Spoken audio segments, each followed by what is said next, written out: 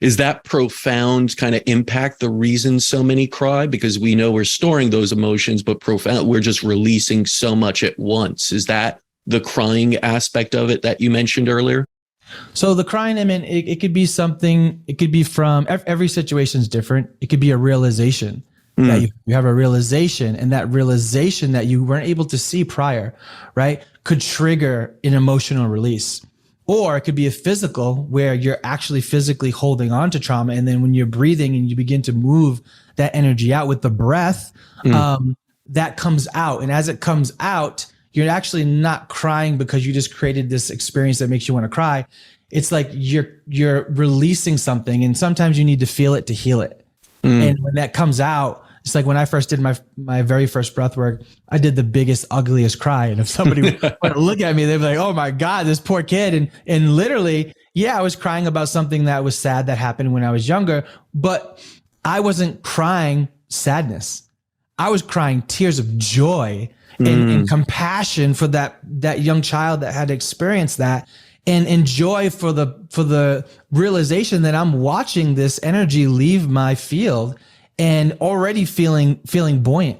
So, like I said, crying is just a huge emotional release. It's an energetic release. Yeah. It reminds me a lot of times, and you said this, you've done ayahuasca. A lot of people have releases. They say it's a purging type psychedelic. How does that compare, would you say, with the breathwork detox? So I feel like breathwork works more energetically, on your nadi system that we talked about earlier. And ayahuasca works more with your consciousness and your physical body. This is why a lot of people, vomit and release in all these different ways, because they're physically detoxing the body in a very profound and somewhat invasive, manner, where ayahuasca is not for everybody. You need to be called to that medicine. It needs to be in a very safe environment with trained, you can call them practitioners. I like to call them shamans. Right. And it's very serious. It's very, very serious. The breath, it's breathing. Yeah. But it's more widely accepted, and you don't have to deal with some of those other ailments that I was talking about earlier. Yeah. So we know that most of us carry these like emotional traumas, and the energetic systems need to be basically realigned and cleared up. You mentioned that, but if someone's listening and they're suffering from something like depression, or like how many people or how many conditions, let's say, can this help with? Is there like a limit of it? Or is it really something everyone's going to benefit? And I'm just thinking like top of my head, like depression, anxiety, like the mental illnesses so many, can't find solutions except drugs for. Yes. And the answer, it's a great question. And the answer to the question is it's limitless. There's no limit. Now I've led breathwork for tens of thousands of people. Now I'm training teachers to do what I do and go out there into companies and do it. And I've done it in over 27 countries. So I have, it to the point where these miracle stories, like I just did an event last night, and already we have dozens of testimonials that came in, and I've witnessed everything.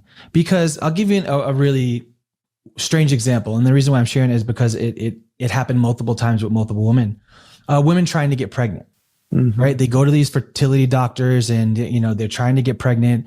And on multiple occasions, I had women reach out to me saying that they did the breath work, and after the breath work, they were able to get pregnant.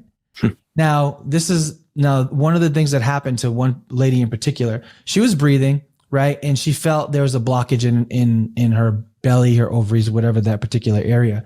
And she was breathing, and she literally felt an energy lift from her system.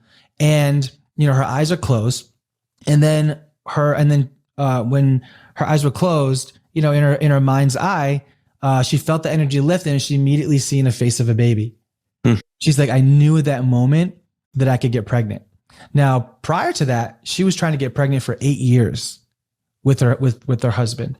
And, within, I forget how many weeks it was, she was pregnant. And I heard that story multiple times. So that is something like where that's the level of, type of stories and testimonials that could happen. But as far as the stress and the anxiety, that's the easy part of breath work that you can, whether you're a believer or not, you can do one session. You're going to be like, yep, I feel much better.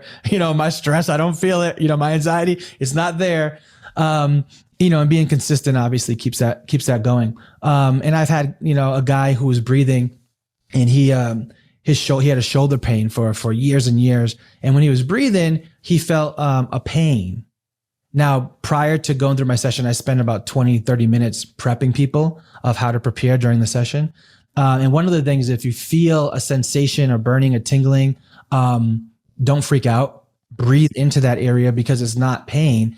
It's actually healing. It's healing you. So he said, he came up to me afterwards. He goes, man, my shoulder was killing. He was like, I knew I had to stop. And he goes, but something told me not to. And I kept breathing. And he said, and afterwards, he's like, my shoulder has never felt better. He followed up with me weeks after and said, it's gone. I can't believe this. I'm telling everybody about it.